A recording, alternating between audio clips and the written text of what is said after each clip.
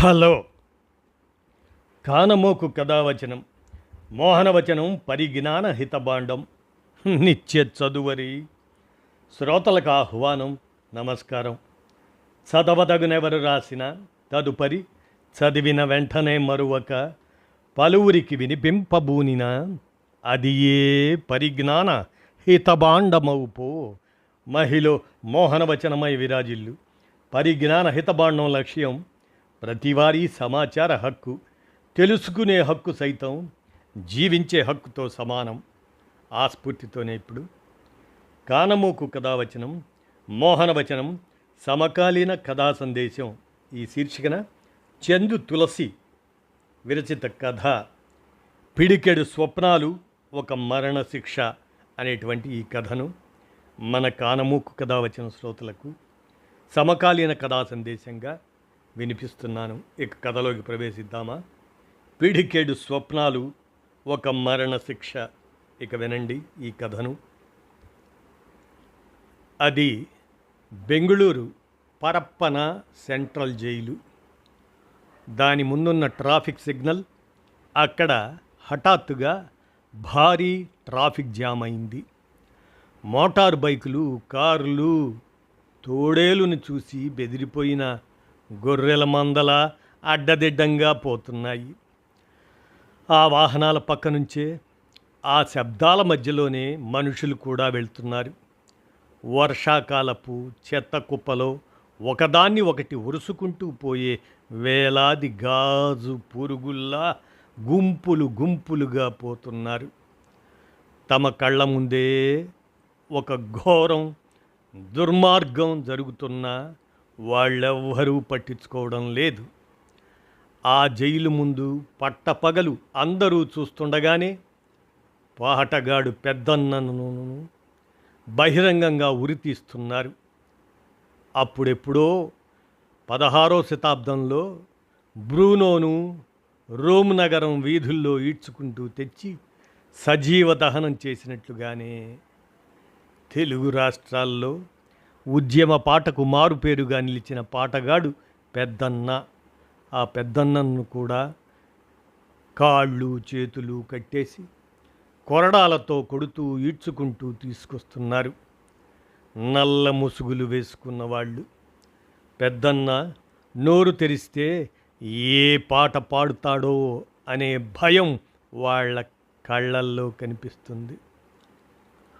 పాట అతని ఆయుధం, ప్రశ్న అతని అస్త్రం. అందుకే పెద్దన్న నోరు తెరవకుండా ఇనుప తీగలతో నోరు కుట్టేశారు. ఇంత జరుగుతున్నా పట్టనట్టు వెళ్ళిపోతున్న జనాలకి తన చివరి మాటలు చెప్పాలని పెద్దన్న విశ్వప్రయత్నం చేస్తున్నాడు. ఆ నల్ల ముసుగు మనుషులకు తలలు కనిపిస్తున్నాయి, కానీ వాళ్లకు తలలో మెదడు లేదు, వెన్నెముక లేదు, సొంత ఆలోచన శక్తి లేదు. దూరంగా ఉత్తర దిక్కున ఉన్న కొండపై నుంచి ఆదేశాలు పంపిస్తున్న మహామంత్రగాడి సైగల ఆధారంగా వాళ్ళు తలలు ఊపుతున్నారు. ఉత్తరం దిక్కు మహామాంత్రికుడి ఆజ్ఞ మేరకు నల్లని మృత్యువు ఆ రంగు బట్టని పెద్దన్న తలపై కప్పారు. పెద్దన్న కళ్ళను చీకటి ఆవహించింది. ఊరితాడు గట్టిగా బిగించి కింద ఆధారం తొలగించారు. గిలగిలా గిలగిలా కొట్టుకుంటున్నాడు పెద్దన్న. ఇంకొందరు పెద్దన్న పైకి రాళ్ళు విసురుతున్నారు. ఇతనికి ఉరి శిక్ష సరిపోదు, సిలువ వేసి చంపాలి అని గట్టిగా పిచ్చి పట్టినట్లు అరుస్తున్నారు. ఇంకొందరు వీడు దేశద్రోహి, పక్క దేశానికి అమ్ముడుపోయాడు అని కేకలు వేస్తున్నారు. ఊరి కొయ్యకు వేలాడుతున్న పెద్దన్న కాళ్ల కింద రక్తం కక్కిన సూర్యుడు పడమర కడుపులోకి కరిగిపోయాడు. ఆశ్చర్యంగా పెద్దన్న మరణించినా అతని శరీరంలోంచి ఏదో పాట వినిపిస్తుంది. మెల్లగా ఆ పాట 4 దిక్కుల్లో ప్రతిధ్వనిస్తుంది.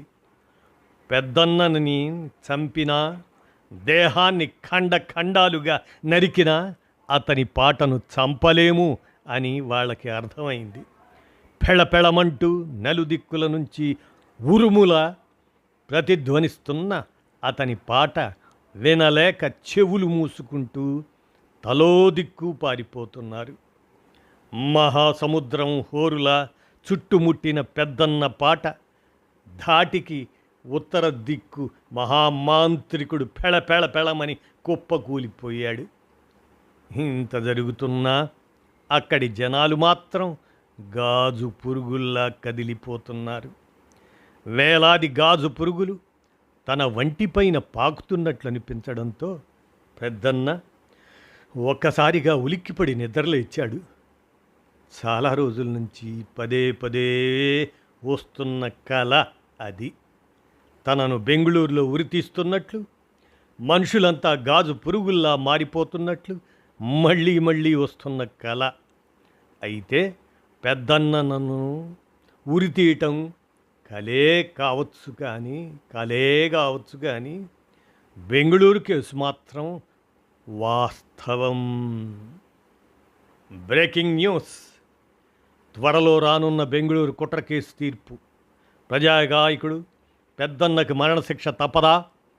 దేశద్రోహులకు ఈ తీర్పు కఠిన హెచ్చరిక అంటూ సంబరాలు చేస్తున్న దేశభక్తులు.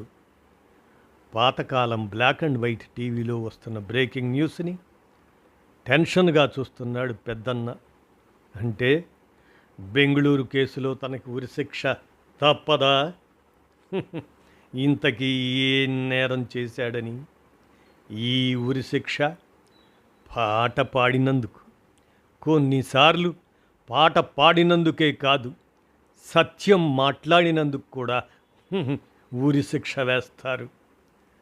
హైదరాబాద్ సిటీ సెంటర్లో ఉన్న చిక్కడపల్లి మెట్రో రైలు బ్రిడ్జికి కుడివైపున పెద్ద డ్రైనేజీ వాగు ఉంది.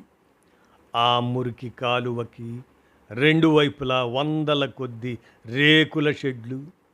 ఆ బస్తీలోనే ఉంది పెద్దన్న ఇల్లు అనే రేకుల షెడ్డు. వానొస్తే నీళ్లు కారకుండా కప్పిన టార్పాలిన్ కవరు చినిగిపోయింది. మురికి కాలువపై నుంచి వస్తున్న గాలికి టార్పాలిన్ కొట్టుకుంటుంది. 2 గదుల ఆ ఇంట్లోని ముందు గదిలో ఒక మూలకు ఉన్న టీవీ పైన 2 ఏళ్ల క్రితం అనారోగ్యంతో చనిపోయిన పెద్దన్న భార్య గౌరమ్మ ఫోటో ఉంది. పెద్దన్న పాటల మీద సెంట్రల్ యూనివర్సిటీలో పిహెచ్డి చేస్తున్న రవీందర్ ఒంటరిగా ఉంటున్న పెద్దన్నకు తోడుగా ఉంటున్నాడు. పెద్దన్న అన్నా, ఆయన పాట అన్నా రవీందర్కి ప్రాణం. పెద్దన్న ఎవరనేది ఇప్పటి తరానికి పెద్దగా తెలియదు. వాట్సప్ పోస్టులు, ఫేస్బుక్ రీల్స్, ఇన్స్టాగ్రామ్ పోస్టులతో నిత్యం బిజీగా ఉండే నేటి తరానికి పెద్దన్నతో అంతగా అవసరం కూడా లేదు. కానీ 30 ఏళ్ల కిందట పెద్దన్న అంటే ఉవ్వెత్తున ఎగిసిపడిన పాట, లక్షలాది మందిని ఉరకలెత్తించిన చైతన్యం. పెద్దన్న పాట ఉందంటే సభలకు జనాలు ఉసిళ్ళ మందల ఉరికి వచ్చేవాళ్ళు. ఎడ్ల బండ్లు, ట్రాక్టర్లపైన ఒక మహాయుద్ధానికి తరలిపోతున్న సైనికుల్లా తరలి వచ్చేవాళ్ళు. పెద్దన్న స్టేజిపైకి ఎక్కితే చాలు ఈలలు, కేకలు, చప్పట్లతో మారుమోగేది. ఆ రోజుల్లో పెద్దన్న పాట ఒక స్వేచ్ఛా గీతిక, ఒక చైతన్య పతాక. చెమటతో భూమిని తడిపే రైతు కూలీలకు, పట్టణం భారాన్ని రెక్కలతో ఈడ్చే రిక్షావాలాలకు, యంత్రాల మధ్య నలిగిపోయే కార్మికులకు తమ బతుకు మారుతుంది అన్న ఆశకు పెద్దన్న పాట ఒక భరోసా. ఎటువంటి కాలం అది! మానవులంతా సమానమయ్యే మరో ప్రపంచాన్ని కలలు కన్న కాలం అది. 4 పిడికిళ్ళు, 2 నినాదాలు, ఒక్క పాట, ఇంకొన్ని తూటాలు అన్యాయాన్ని, దోపిడీని తుడిచేస్తాయని నమ్మిన కాలం అది. ఆ కలలకు, కాలానికి కళ్ళను అరువిచ్చింది పెద్దన్న పాట. ఎక్కడ ఎన్కౌంటర్ జరిగినా అక్కడ పెద్దన్న పాటలు, దోసెడు కన్నీళ్ళు, 2 పిడికిళ్ళ మన్ను తప్పక ఉండేవి. రోజంతా ఆడి పాడి అలసిపోయి ఏ రాత్రికో ఇంటికి చేరుకున్న పెనిమిటికి ఆ గౌరమ్మ ఉడుకు నీళ్లతో కాపడం పెడుతూ అడిగేది, ఇంటిని పిల్లల్ని వదిలేసి ఎంతకాలం ఈ తిరగడం అని. పెద్దన్న గౌరమ్మని దగ్గరికి తీసుకొని, మన పిల్లలే కాదు, జనమంతా పసిపిల్లలే, ఏది మంచో ఏది చెడో తెలిసిన వాళ్ళు చెప్పాలి కదా, మన పిల్లల్ని చూసుకోవటానికి నువ్వున్నావు కదా, జనం కోసం నేను నా పాట అంటూ గౌరమ్మ తలపై నిమురుతూ చెప్పేవాడు. అప్పుడు గౌరమ్మకి జనాల సంగతి ఏమో కానీ పెద్దన్న మాత్రం పసిపిల్లాడిలా కనిపించేవాడు. ఒకసారి మానుకోటలో జరిగిన మీటింగుకు పోయిండు. 3 రోజుల పాటు ఇంటికి రావడానికి కుదరలేదు. ఇంటికి వచ్చేసరికి బజార్లో గుంపుగా జనాలు అనుమానంగా కాళ్ళు కదిలిస్తూ ఇంటి లోపలికి పోయిండు. వచ్చినావా నాయనా అంటూ పెద్దన్న కాళ్ళు పట్టుకొని తల బాదుకుంటూ కన్నీరు మున్నీరుగా వలపోసింది భార్య గౌరమ్మ. 7 ఏళ్ల పెద్ద కొడుకు జ్వరంతో 2 రోజుల కిందటనే చనిపోయిందట. పెద్దన్న ఎక్కడికైనా పోతే మీటింగ్కు పోతున్నా అని చెప్పడమే తప్ప ఏ ఊరు అని గౌరమ్మ అడిగేది కాదు. పెద్దన్న చెప్పేవాడు కాదు. బస్తీ జనాలే కొడుకు అంత్యక్రియలు చేశారట. మూసి ఒడ్డున కప్పిపెట్టిన కొడుకు సమాధి దగ్గర రోజంతా వలపోశాడు పెద్దన్న. చివరి చూపు కూడా దక్కకుండా పోయిన బిడ్డ సమాధి మీద పడి ఎన్ని పాటలు పాడుకున్నాడో. ఓ రోజు తెల్లవారుజామున కబురు మోసుకొచ్చాడు మిత్రుడు. ఒలిగొండ ఊళ్ళో 20 ఏళ్ళు కూడా దాటని 6 మంది యువకుల్ని చెట్లకు కట్టేసి కాల్చి చంపారట. ఆ వార్త వినగానే ఇంట్లో ఉండలేకపోయాడు. హడావిడిగా బయలుదేరుతున్న భర్తను కళ్ళతోనే ప్రశ్నించింది గౌరమ్మ. నీ బిడ్డలాంటోళ్లే అందరి బిడ్డలు కదా, నీలాంటి దుఃఖమే అందరిది కదా అన్నాడు. అంతే. ఆ తర్వాత ఏనాడు పెద్దన్నని ఎక్కడికి అని అడగలేదు. ఇప్పుడు అడగటానికి తను లేదు. ఇప్పుడు పెద్దన్నకి అటు ఇటుగా 70 ఏళ్ళు ఉంటాయి. ఒంట్లో ఓపిక ఉన్నంతకాలం భుజానికి డప్పు, చేతిలో జెండాతో అన్ని ఊర్లు తిరిగిండు. పాటే ప్రాణంగా, జనమే ప్రపంచంగా బతికిండు. వయసు పెరగటంతో ఓపిక తగ్గింది. అయినా ఇప్పటికీ ఏ విద్యార్థి సంఘాల వాళ్ళో ప్రజా సంఘాల వాళ్ళో పిలిస్తే పోయి పాటలు పాడతాడు. పెద్దన్నపై ఇప్పటికీ చాలా కేసులున్నాయి. అయితే రాజ్యం తలుచుకుంటే ఏ ఆధారం లేకున్నా, ఏ సంబంధం లేకున్నా ఎలాంటి కేసైనా పెడతారనడానికి ఒక క్రూర ఉదాహరణ బెంగుళూరు కుట్ర కేసు. సరిగ్గా 25 ఏళ్ల క్రితం పెనుగొండలో పెద్ద బహిరంగ సభ జరిగింది. సుమారు 1,00,000 మంది జనం. ఎటు చూసినా ఎర్రెర్రని జెండాలు, నిప్పు కణికల్లాంటి నినాదాలు, చైతన్యంతో పైకి లేచిన పిడికిళ్ళు, ఆవేశం, నిరసన, ఆగ్రహం కలిసిపోయి కణకణ కణ మోగిన డప్పులు. అనంతపురం జిల్లాలోని చిన్న పట్టణం పెనుగొండ. ఫ్యాక్షనిస్టుల రాక్షసత్వానికి బలైపోయిన కామ్రేడ్ అబ్దుల్ బాషా సంస్మరణ సభ అది.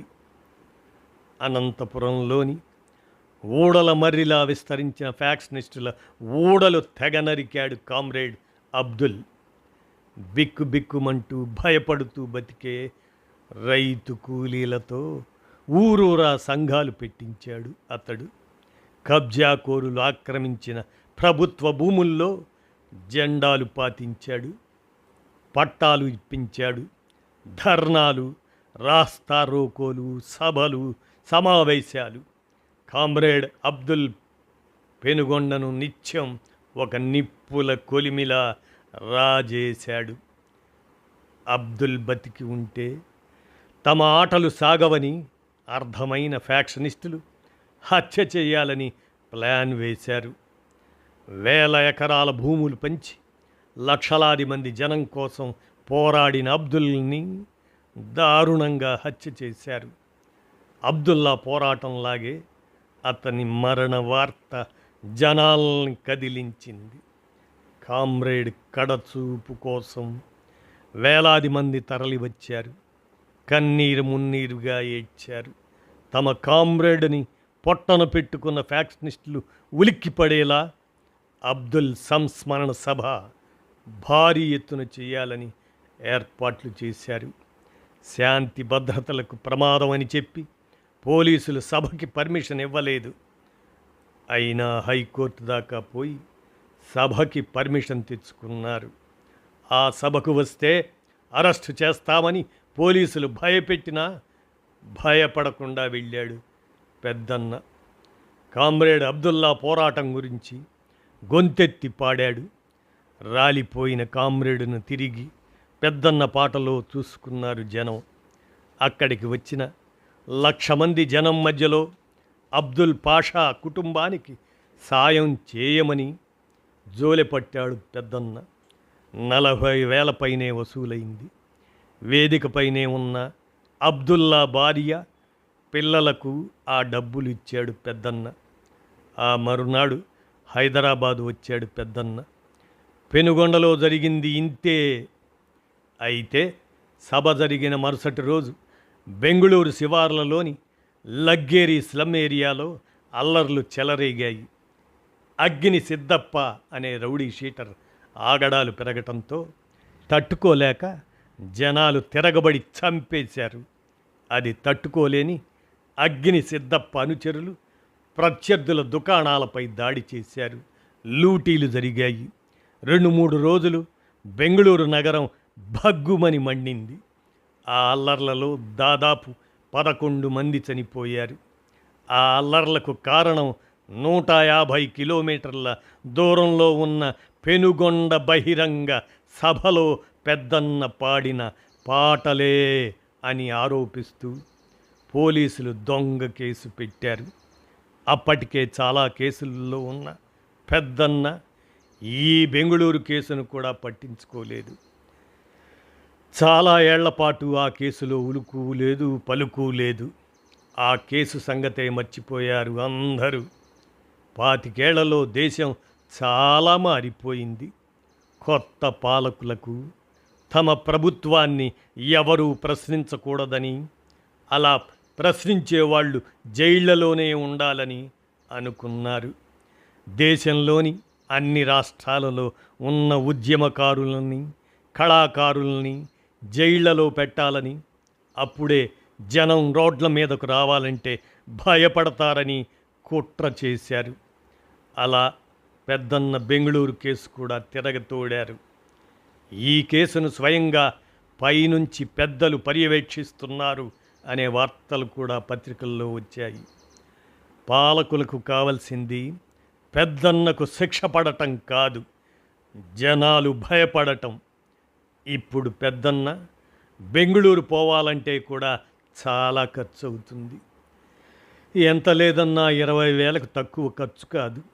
అంత డబ్బు వాళ్ళ దగ్గర లేదు.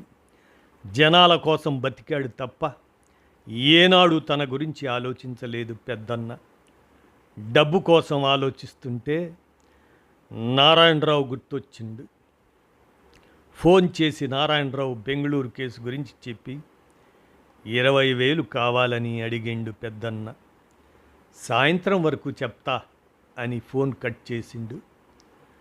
నారాయణరావు ఒకప్పుడు యూనివర్సిటీలో స్టూడెంట్గా ఉన్నప్పుడు పెద్దన్నతో పాటే సభలకు వచ్చేవాడు. పెద్దన్నతో తిరుగుతూ స్టూడెంట్ లీడర్గా గుర్తింపు తెచ్చుకున్నాడు. తర్వాత 2 పార్టీలు మారిండు. మెల్లగా కాంట్రాక్ట్లు పనులు సాధించాడు. బాగానే సంపాదించిండు అంటారు మధ్యాహ్నం ఉస్మానియా యూనివర్సిటీల ధర్నా ప్రోగ్రాం ఉంది. అక్కడికే ఆటోలో పోతున్నారు పెద్దన్న రవీందర్. అన్న, బెంగళూరు కేసు గురించి టీవీలో చూసినప్పటి నుంచి భయమవుతుందే, నీకు ఉరిశిక్ష వేస్తారట అంటూ భయంగా చెప్పాడు రవీందర్. రవీందర్ భయాన్ని చూసి పగలబడి నవ్విండు పెద్దన్న. నాకిప్పుడు 70 ఏండ్లు, 50 ఏండ్ల నుంచి ఉద్యమాల్లో ఉన్నా. నా మీద ఎన్నోసార్లు అటాక్ చేసిండ్రు, చచ్చేటోడిని బతికిన. బిడ్డా రవీందర్, ఒక్క మాట చెబుతా, గుర్తుపెట్టుకో. నువ్వు భయపడకపోయినా చచ్చిపోతావు. ఇంకెందుకురా భయం? సావు గురించి ఎక్కువ ఆలోచించకు. రవీందర్కి ధైర్యం చెప్పిండు పెద్దన్న. ఆర్ట్స్ కాలేజీ గ్రౌండ్ ముందు రోడ్డు దగ్గర ఆగింది ఆటో. ఆటో ఛార్జీ ఇవ్వడానికి ఇద్దరి దగ్గర డబ్బులు లేవు. అప్పటికే పెద్దన్న కోసం ఎదురు చూస్తున్నాడు స్టూడెంట్స్ లీడర్ రఘురాం. అతన్ని అడిగి ఆటోకి డబ్బులు ఇచ్చిండు పెద్దన్న. ఎటు చూసినా స్టూడెంట్స్ కనపడకపోవటంతో, ధర్నా అన్నావు, పోరగాండ్లు ఎక్కడా అని అడిగిండు స్టూడెంట్ లీడర్ని. ఇప్పటిదాకా ఏండే ఉన్నరే, అగో ఆ పార్కు దగ్గర ఎవరో యూట్యూబ్ వీడియోలు చేసే అమ్మాయి వస్తే అటు పోయిండ్రు, పిలుస్తా అవుగాని అన్నా, ఇదే నా కొత్త కారు, పోయిన వారం కొన్నా అంటూ దూరంగా ఎర్ర రంగులో మెరుస్తున్న I-20 కారు చూపించాడు రఘురాం. ఒక స్టూడెంట్ లీడర్కి కొత్త కారు ఎట్లా వచ్చిందో అర్థం కాలేదు రవీందర్కు. వచ్చే ఎలక్షన్లో ఎమ్మెల్యేగా పోటీ చేస్తావు అంటున్నారు, నిజమేనరా బిడ్డ?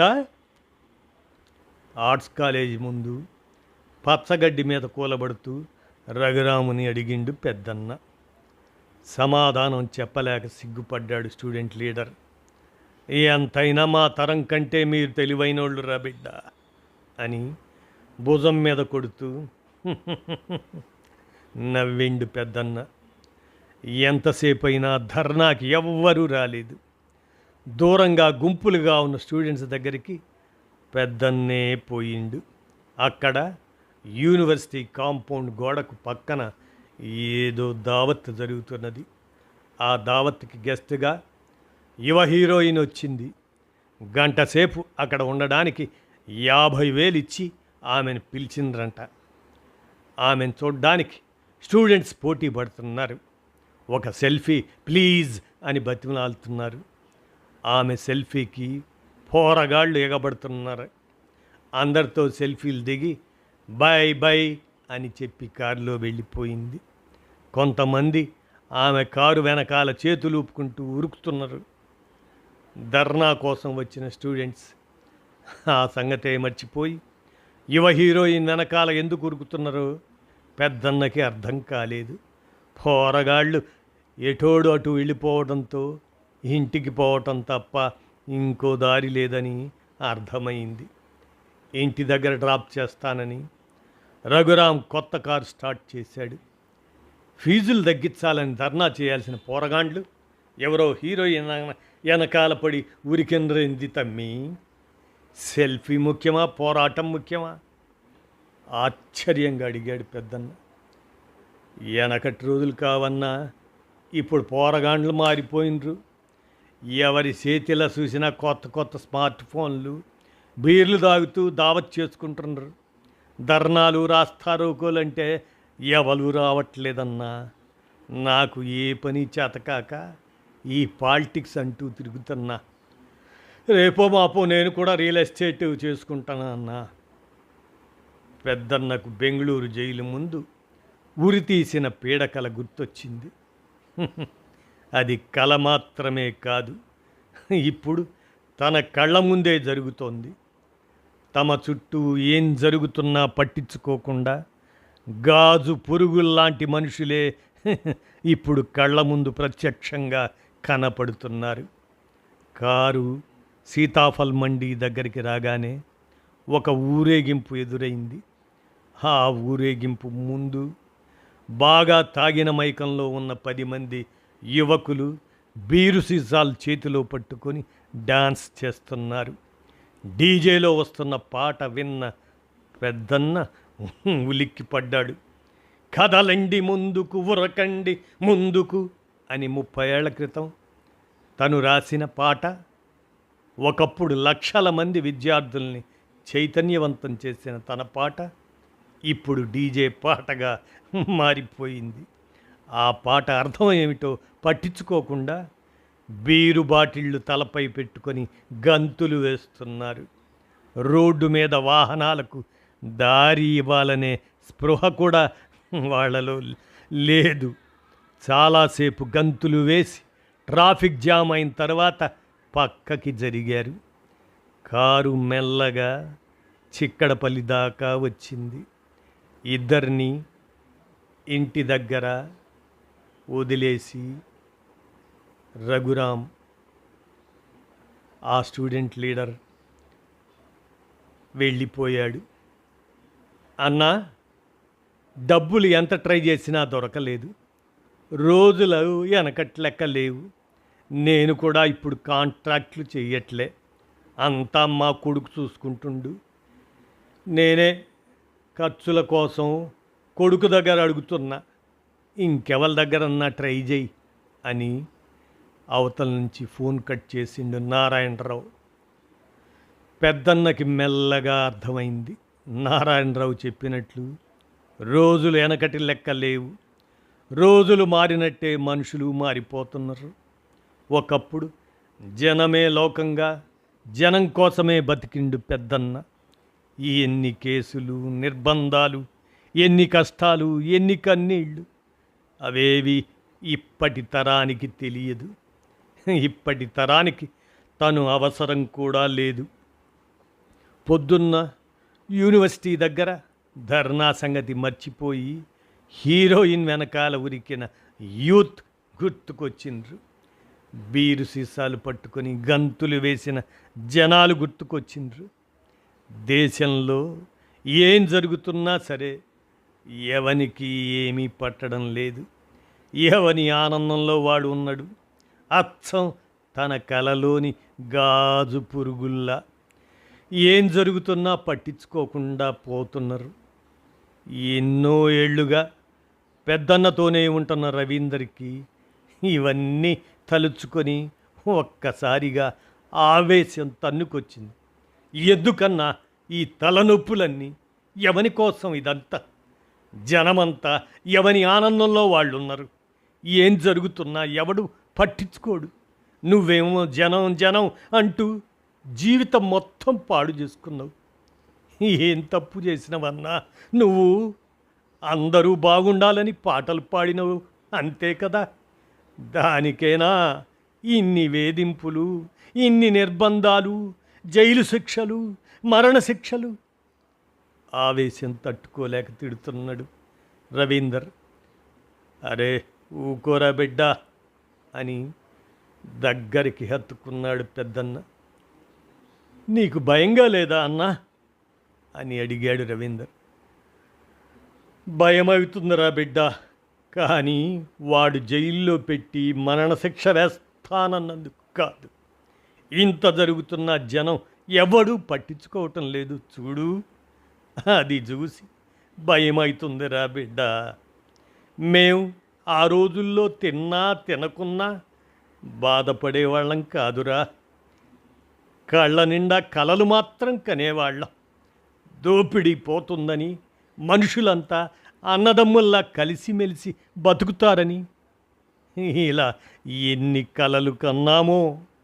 ఆ కలలన్నీ కరిగిపోతుంటే భయమేస్తుందిరా అంటూ బాధగా అన్నాడు పెద్దన్న. రేపు బెంగళూరు పోవాలి కదా, పొద్దుగా లేవాలి, ఇంక పడుకో అని చెప్పిండు రవీందర్. తన కళ్ళ ముందు ఆనాటి కలలు అలలు అలలుగా కనిపిస్తున్నాయి. ఒక్కో కలను గుర్తు చేసుకుంటూ నిద్రలోకి జారుకున్నాడు పెద్దన్న. రవీందర్కి మాత్రం నిద్ర పట్టడం లేదు. ఎన్ని త్యాగాలు, ఎన్ని జీవితాలు, ఎన్ని ఉద్యమాలు, ఎన్ని ప్రాణాలు, ఎంత రక్తం, ఎంత హింస, ఎన్ని యుద్ధాలు, ఎంతోమంది బలిదానం వల్లనే కదా అందరూ సుఖంగా బతుకుతున్నారు. ఆనాటి త్యాగాలు, ఆ పోరాటాలు అవన్నీ దండగేనా? ఆ కలలకు, ఆ త్యాగాలకు బహుమతి జైలు శిక్షలు, మరణశిక్షలా? సమాధానం లేని ఎన్నో ప్రశ్నలు రవీందర్ మెదడులో పుట్టగొడుగుల్లా క్షణానికొకటి పుట్టుకొస్తున్నాయి. ఇంటి పక్కన ఉన్న మూసీ కాలువపై నుంచి తెరలు తెరలుగా కదలి వస్తున్న గాలి పెద్దన్న ఇంటి గోడకు వేలాడుతున్న డప్పుని సుతారంగా తాకుతుంది. ఆ గాలి స్పర్శకే డప్పు చిన్న చిన్న శబ్దాలు చేస్తుంది. టీవీ పైన ఉన్న ఫోటోలో ఉన్న గౌరమ్మ పెద్దన్న వైపే చూస్తుంది. ఇంటి పైన సిమెంట్ రేకుల పైన కప్పిన టార్పాలిన్ పట్టా గాలికి రెపరెపరెపలాడుతుంది. Breaking news. గాయకుడు, ఉద్యమకారుడు పెద్దన్న కన్నుమూత. బెంగళూరు కేసులో ఇవాళ హాజరు కావలసి ఉండగా హఠాన్మరణం. తీవ్రమైన ఒత్తిడిని తట్టుకోలేక మరణించినట్లు వైద్యుల ధృవీకరణ. ఆ రోజు పొద్దున్నే న్యూస్ ఛానళ్లలో పెద్దన్న మరణ వార్త బ్రేకింగ్ న్యూస్గా మారింది. మార్పు కోసం, సమాజం కోసం, మనుషులంతా సమానమయ్యే రోజు కోసం కలలు కంటూ క్షణక్షణం పాటగా బతికిన పెద్దన్న మహాప్రస్థానం ముగిసిపోయింది. పెద్దన్న మరణ వార్త తెలిసి కొంతమంది ఉద్యమకారులు, కళాకారులు ఇంటికి వచ్చారు. పెద్దన్న రాసిన పాటలను గొంతెత్తి పాడారు. తన మరణానంతరం దేహాన్ని మెడికల్ కాలేజీకి రాసిచ్చాడు పెద్దన్న. మెడికల్ కాలేజీకి ఫోన్ చేసి చెప్పాడు రవీందర్. అయితే బెంగళూరు కేసుకు సంబంధించిన ప్రొసీజర్ ఉందని, అది అయిపోయేదాకా బాడీని అప్పగించకూడదని పోలీసులు వచ్చి అడ్డుకున్నారు. ఆ ప్రొసీజర్ అయిపోవడానికి మధ్యాహ్నం 2 గంటల వరకు పట్టింది. మెడికల్ కాలేజీ వాళ్ళు పెద్దన్న బాడీని హ్యాండ్ ఓవర్ చేసుకొని అంబులెన్స్లోకి ఎక్కించారు. తన గురువు, తండ్రి లాంటి పెద్దన్నను ఆఖరిసారిగా కళ్ళ నిండా చూసుకున్నాడు రవీందర్. ఆకాశం వైపు చూస్తూ సూర్యచంద్రుల్లా మెరుస్తున్నాయి పెద్దన్న కళ్ళు. ఆ కళ్ళు ఇప్పటికీ ఏవో స్వప్నాలను కలగంటున్నాయి. ఇదండి పీడికెడు స్వప్నాలు, ఒక మరణశిక్ష అనేటువంటి ఈ కథను చందు తులసి విరచించి అందజేయగా, కానమోకు కథావచనం, మోహనవచనం, సమకాలీన కథా సందేశం శీర్షికన కానమోకు కథావచన శ్రోతలకు సమకాలీన కథా సందేశంగా వినిపించాను. విన్నారుగా? ధన్యవాదాలు.